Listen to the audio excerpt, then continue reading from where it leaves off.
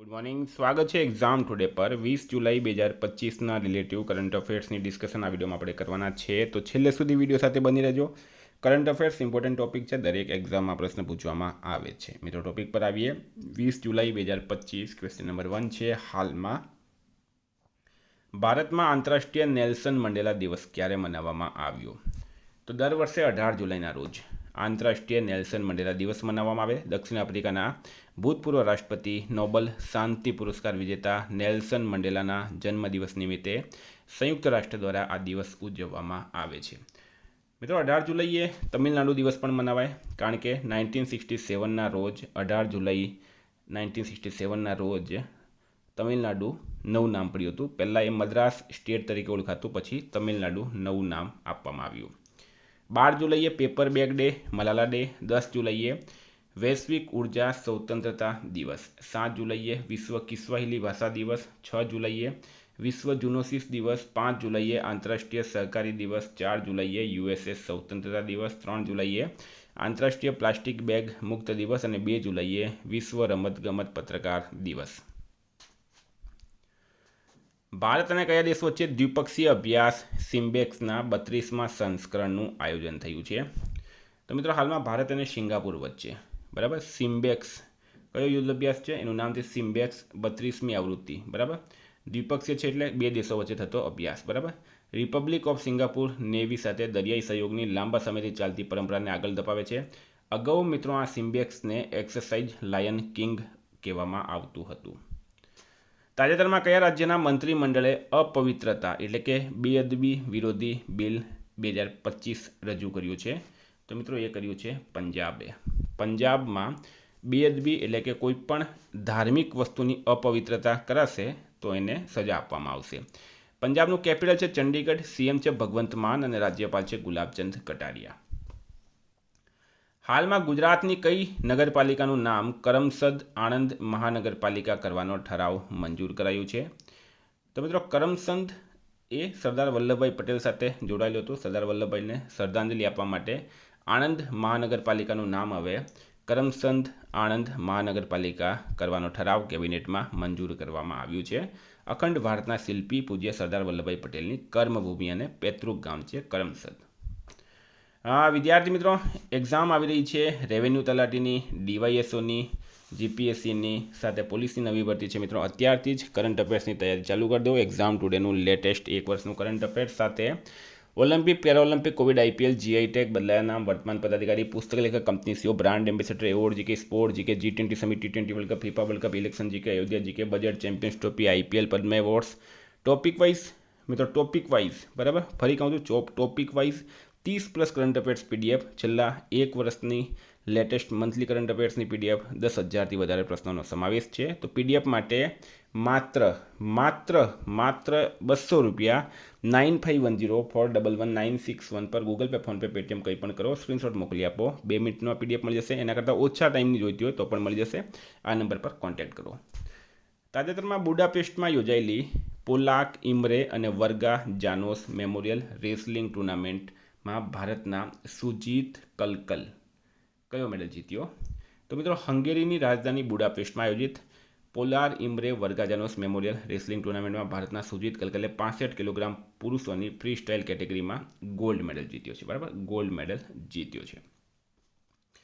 આ છે મિત્રો ફોટો એમનો.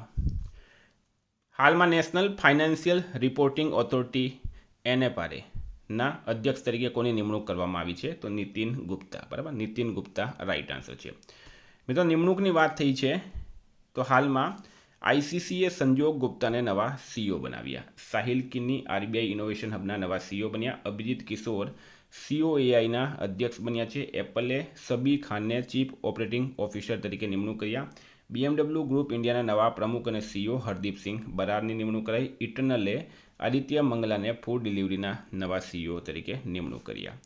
હાલમાં કોની HALના નવા નિર્દેશકના રૂપમાં નિમણૂક કરાઈ? તો Ajay Kumar Shrivastava. Ajay Kumar Shrivastava appointed as director at Hindustan Aeronautics Limited, HALનું પૂરું નામ છે. નેક્સ્ટ, હાલમાં ભારતે કયા દેશને 3 લાખ ઓરી રૂબેલા વેક્સિન સહાય તરીકે મોકલી? તો મિત્રો એક આફ્રિકન કન્ટ્રી છે બોલિવિયા. વિદેશ મંત્રાલય મુજબ ભારતે અમેરિકન કન્ટ્રી છે બોલિવિયા, આફ્રિકન નહીં પણ અમેરિકન. વિદેશ મંત્રાલય અનુસાર ભારતે દક્ષિણ અમેરિકન દેશ બોલિવિયાને તબીબી પુરવઠા સાથે ઓરી અને રૂબેલા રસીના 1 લાખ ડોઝનો સહાયક માલ મોકલ્યો છે.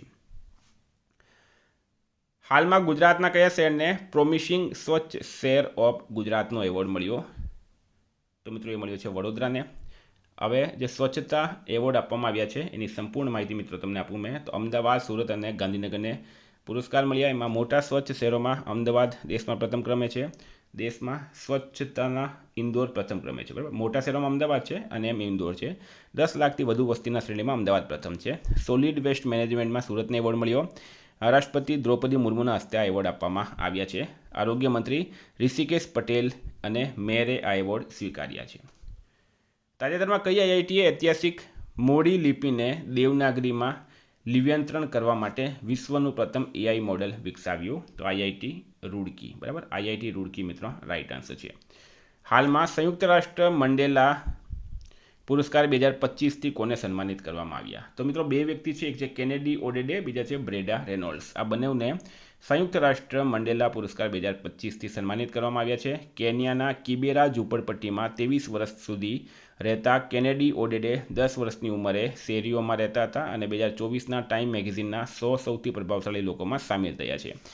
કેનેડાના સાસ્કાચેવાનમાં ફિશિંગ લેક સોલ્ટોક્સ ફર્સ્ટ નેશન્સના ટ્રીટી સ્ટેટ સભ્ય બ્રેડા રેનોલ્ડ્સ. બરાબર, તો આપણે આ બેનું નામ યાદ રાખવાના છે, વધારે મગજમારી નહીં કરવાની. બરાબર, આ 2 નામ યાદ રાખજો. એવોર્ડ્સની વાત કરીએ આપણે તો સોનલ માનસિંહને 2023ના શંકરદેવ પુરસ્કારથી સન્માનિત કરવામાં આવ્યા છે. અન્નાહા સિંહ પીએસએ મહિલા ચેલેન્જર પ્લેયર ઓફ ધ સિઝનનો એવોર્ડ જીત્યો. સારા જોસેફને માતૃભૂમિ સાહિત્ય પુરસ્કારથી સન્માનિત કરવામાં આવ્યા. જારા ચૌધરી 2025 શક્તિ ભટ્ટ પુરસ્કાર જીત્યો. પીએમ નરેન્દ્ર મોદીને ધર્મ ચક્રવર્તીનું બિરુદ આપવામાં આવ્યું. પ્રધાનમંત્રી નરેન્દ્ર મોદીને સાયપ્રસના સર્વોચ્ચ નાગરિક સન્માન Grand Collar of the Order ઓફથી સન્માનિત કરવામાં આવ્યા છે. તાજેતરમાં 10મી જુનિયર નેશનલ રગ્બી 7 ચેમ્પિયનશિપનો અંડર 18 ખિતાબ કોણે જીત્યો છે? તો મિત્રો એ જીત્યો છે બિહારે જીત્યો. દેહરાદૂન ખાતે ક્યાં આયોજન થયું છે મિત્રો? દેહરાદૂન ખાતે આયોજિત 10મી જુનિયર નેશનલ રગ્બી 7 ચેમ્પિયનશિપ 2025માં બિહાર રગ્બી ટીમે ડિફેન્ડિંગ ચેમ્પિયન ઓડિશાને રોમાંચક મુકાબલામાં 17-15થી હરાવીને અંડર 18 બોયઝનો ખિતાબ જીત્યો છે. હાલમાં 16મા ઇન્ડિયા ટ્રેડ ફેરનું આયોજન ક્યાં કરાયું? તો મિત્રો એ કરવામાં આવ્યું છે ટોક્યો ખાતે. કાપડ મંત્રી છે મિત્રો આપણા ગિરિરાજ સિંહ. બરાબર, ગિરિરાજ સિંઘે જાપાનની રાજધાની ટોક્યોમાં 16મા ઇન્ડિયા ટ્રેડ ફેર 2025નું ઉદ્ઘાટન કર્યું, જેમાં વૈશ્વિક કાપડ હબ તરીકે ભારતની સંભાવના પર પ્રકાશ પાડવામાં આવ્યો છે. તાજેતરમાં ફેલિક્સ બોમગાર્ટનરનું અવસાન થયું છે. તેઓ કોણ હતા? તો મિત્રો એક સ્કાય ડ્રાઈવર હતા. બરાબર, સ્કાય ડ્રાઈવર હતા. ડિટેલમાં માહિતી આપું મિત્રો. ફેલિક્સ બોમગાર્ટનર ઓસ્ટ્રિયન સ્કાય ડાઈવર, ડેરડેવિલ અને બેસ જમ્પર હતા. 56 વર્ષની વયે પેરાગ્લાઇડિંગ અકસ્માતમાં અવસાન થયું. આ અકસ્માત ઇટાલીના પોર્ટી સેન્ટ એલ્પિડિયોમાં થયો હતો. તેમના રેકોર્ડ બ્રેક સ્ટન્ટ માટે તેમને ફિયરલેસ ફેલિક્સ તરીકે પણ ઓળખવામાં આવતા. આ છે મિત્રો એમનો ફોટો. હાલમાં કઈ આઈઆઈટીએ ભારતની સૌથી હલકી વ્હીલચેર YD1 લોન્ચ કર્યો? તો રાઈટ આન્સર છે મિત્રો આઈઆઈટી મદ્રાસ છે. બરાબર, આઈઆઈટી મદ્રાસ દ્વારા સૌથી હલકી વ્હીલચેર YD1 લોન્ચ કરવામાં આવી છે. તાજેતરમાં યુલિયા સ્વિરિડેન્કોને કયા દેશના વડાપ્રધાન તરીકે નિમણૂક કરવામાં આવ્યા? તો મિત્રો યુક્રેનના નવા વડાપ્રધાન બની ગયા છે યુલિયા સ્વિરિડેન્કો. હાલમાં ભારતે પૃથ્વી 2 અને અગ્નિ 1 બેલિસ્ટિક મિસાઇલોનું સફળતાપૂર્વક પરીક્ષણ ક્યાં કર્યું છે? તો મિત્રો ઓડિશામાં ચાંદીપુર રેન્જ આવેલી છે. આ ચાંદીપુર રેન્જમાં પૃથ્વી 2 અને અગ્નિ 1 બેલિસ્ટિક મિસાઇલોનું સફળતાપૂર્વક પરીક્ષણ કરાયું. ઓડિશાના ચાંદીપુર ખાતેના ઇન્ટિગ્રેટેડ ટેસ્ટ રેન્જથી પરમાણુ સક્ષમ પૃથ્વી 2 અને અગ્નિ 1 બેલિસ્ટિક મિસાઇલનું સફળતાપૂર્વક પરીક્ષણ કરવામાં આવ્યું છે. ફ્રેન્ડ, આ હતા કરંટના પ્રશ્નો. વાત કરીએ આપણે રિવિઝનની. 19 જુલાઈ 2025 પર આપણે આવી ગયા. વિશ્વ આંતરરાષ્ટ્રીય ન્યાય દિવસ 17 જુલાઈ મનાવાય. હાલમાં આવેલ રિપોર્ટ મુજબ ઇન્ટરનેટ સ્પીડના મામલામાં ભારત કયા સ્થાને છે? તો મિત્રો ભારત 26મા સ્થાને છે. ભારતીય સેનાએ કઈ સ્વદેશી વિકસિત વાયુરક્ષા પ્રણાલીનું સફળ પરીક્ષણ કર્યું? આકાશ પ્રાઇમનું.